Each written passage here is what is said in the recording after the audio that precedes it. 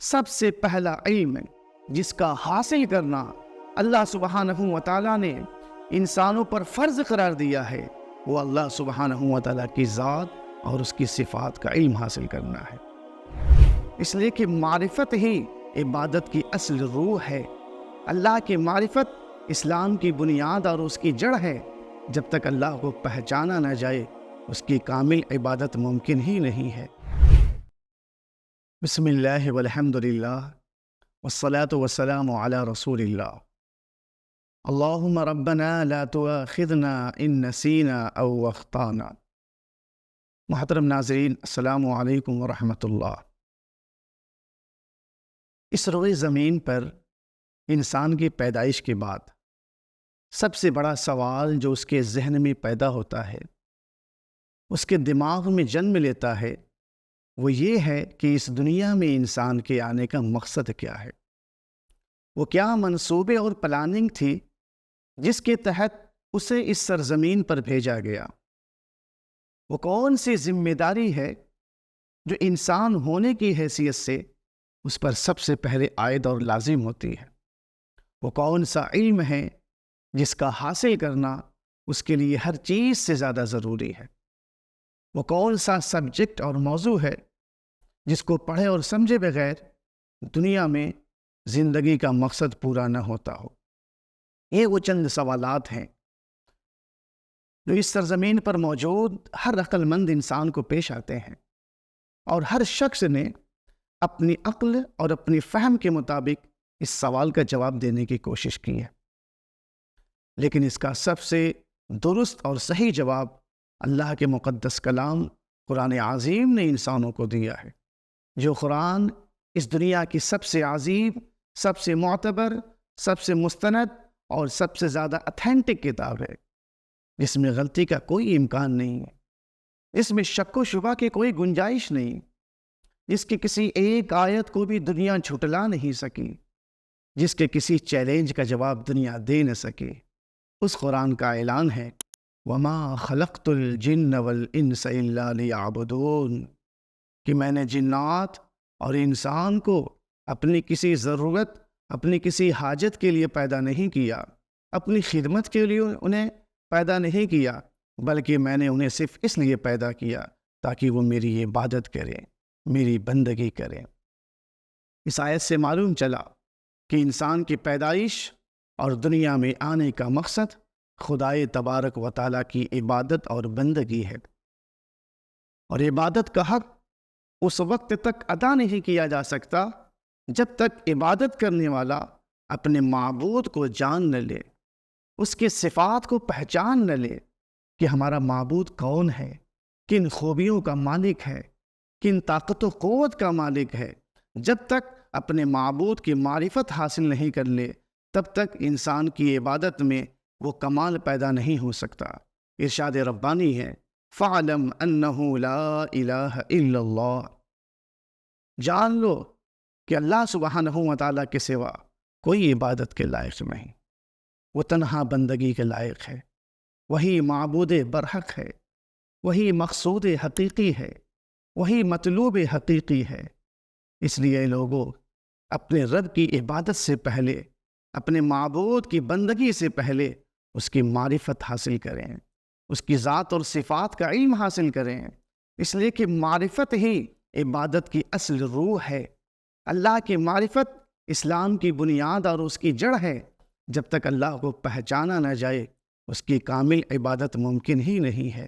ایک بزرگ فرماتے ہیں، مَن لَّمْ يَعْرِفْهُ كَيْفَ يَعْبُدُهُ، جو اللہ کو پہچانتا ہی نہیں ہے، جو اپنے رب کی ذات اور صفات کا علم ہی نہیں حاصل کیا ہے، وہ اس کی عبادت کیسے کر سکتا ہے؟ اس لیے اس کی معرفت حاصل کرنا ہر شخص کے لیے ضروری ہے۔ اس کی معرفت جتنی زیادہ ہوگی، معرفت کا احساس جتنا گہرا ہوگا، انسان کی عبادت میں اتنی ہی لذت اور حلاوت پیدا ہوگی۔ عزیزان محترم، آج کا زمانہ علم کی ترقی کا زمانہ ہے۔ نئے نئے علم ایجاد کیے گئے ہیں، بہت سارے علوم ایجاد ہو چکے ہیں۔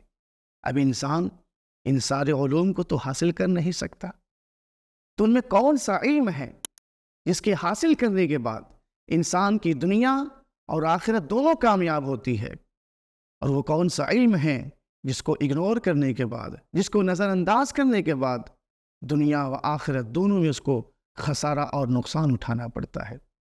اس کے متعلق بعض علماء فرماتے ہیں سب سے پہلا علم جس کا حاصل کرنا اللہ سبحانہ و تعالیٰ نے انسانوں پر فرض قرار دیا ہے، وہ اللہ سبحانہ و تعالیٰ کی ذات اور اس کی صفات کا علم حاصل کرنا ہے۔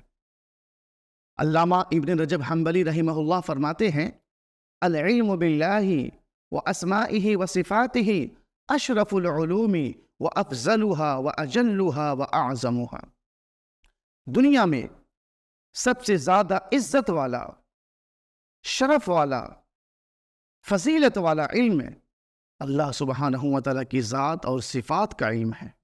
اس کی ذات اور صفات کی معرفت حاصل کرنا یہ سب سے بڑا علم ہے۔ یہ تمام علوم کا سرچشمہ ہے، باقی علوم کا حاصل کرنا آپشنل ہے، اختیاری ہے۔ انسان اپنی فطری صلاحیت کے مطابق، اپنے ذوق و شوق کے مطابق، اپنے دلچسپی کے مطابق جو بھی علم حاصل کرنا چاہے کرے، اور اس کے ذریعے سے دنیا میں فائدہ اٹھائے، لوگوں کو فائدہ پہنچائے، لیکن اللہ سبحانہ و تعالیٰ کی ذات اور اس کی صفات کا علم حاصل کرنا ہر شخص کے لیے لازم اور ضروری ہے۔ یہاں تک کہ بعض مفسرین کرام وما خلقت الجن والانس الا لیعبدون میں لیعبدون سے مراد لیعرفون لیتے ہیں، یعنی اللہ سبحانہ و تعالیٰ نے انسانوں اور جناتوں کو صرف اس لیے پیدا کیا تاکہ جنات اور انسان اللہ سبحانہ و تعالیٰ کی معرفت حاصل کریں۔ اللہ سبحانہ و تعالیٰ کی معرفت حاصل کرنے کے لیے اس کی صفات کا جاننا بہت ضروری ہے۔ اس کی صفات کا جاننا کتنا ضروری ہے اس کا اندازہ آپ ایسے لگا سکتے ہیں کہ تمام آسمانی کتابوں اور صحیفوں میں سب سے زیادہ زور جس بات پر دیا گیا ہے وہ اللہ سبحانہ و تعالیٰ کی صفات پر دیا گیا ہے کہ اس کی صفات کا علم حاصل کیا جائے، اس لیے کہ انسان کو خدا پرستی اور حق کی تلاش میں جس قدر ٹھوکریں لگی ہے وہ اللہ سبحانہ و تعالیٰ کی صفات کو صحیح طریقے سے نہ سمجھنے کی وجہ سے لگی ہے۔ اس لیے رب تبارک و تعالیٰ کی صفات کا علم حاصل کرنا سب سے زیادہ ضروری ہے۔ جب تک اس کی صفات کی صحیح پہچان حاصل نہیں ہو جاتی ہے، انسان کے لیے عبادت کا راستہ ہی نہیں کھل سکتا، انسان اپنے مالک کا قرب نہیں پا سکتا، اس کی مرضی اور منشا کے مطابق زندگی نہیں گزار سکتا، اس کی رحمت کو کیسے حاصل کرنا ہے، اس کی ناراضگی سے بچتے ہوئے اس کی خوشنودی کو کیسے حاصل کرنا ہے، یہ ساری چیزیں اللہ سبحانہ و تعالیٰ کی صفات کو جانے بغیر حاصل نہیں کی جا سکتی۔ عزیزان محترم، اللہ سبحانہ و تعالیٰ کی ذات و صفات کا علم حاصل کرنا، اس کی معرفت حاصل کرنا تمام علوم کا سرچشمہ ہے۔ جس نے اللہ کو جان لیا اس نے سب کچھ جان لیا، جس نے اپنے رب کو پا لیا اس نے سب کچھ پا لیا، جس نے رب کو اپنا بنا لیا ساری کائنات اس کی ہو گئی، اسے سب کچھ مل گیا۔ اب وہ کسی چیز سے لا علم نہیں رہا، اب وہ کسی چیز سے محروم نہیں رہا۔ اللہ کو جاننے کے بعد انسان کے اندر محرومی کا کوئی احساس باقی ہی نہیں رہ سکتا ہے، اس لیے کہ وہ اصل حقیقت سے آشنا ہو چکا ہے، اسے مزید کچھ حاصل کرنے کی ضرورت ہی نہیں ہے۔ اور جس نے دنیا بھر کے علم و فن سیکھے سکھائے، پڑھے پڑھائے، علم کے ہر میدان میں کامیابی حاصل کی ہو، علم کے ہر شعبے میں نمایاں کارنامہ انجام دیا ہو، لیکن اللہ سبحانہ و تعالیٰ کی ذات و صفات کا علم حاصل نہ کیا، اپنے پیارے رب کو ہی جان نہ سکا، تو گویا کہ اس نے کچھ بھی حاصل نہ کیا۔ وہ ہر خیر سے محروم رہا، ہر بھلائی سے محروم رہا، اس نے اپنی ساری زندگی بے اصل چیزوں میں گزار دی، اس نے اپنی ساری توانائی، ساری قوت بے حقیقت چیزوں میں ضائع کر دی۔ عزیزان ملت اسلامیہ، تو اللہ سبحانہ و تعالیٰ نے انسانوں کو جو پیدا کیا ہے، ان کی پیدائش کا مقصد صرف رب تبارک و تعالیٰ کی عبادت اور بندگی ہے، اس کی معرفت حاصل کرنا ہے۔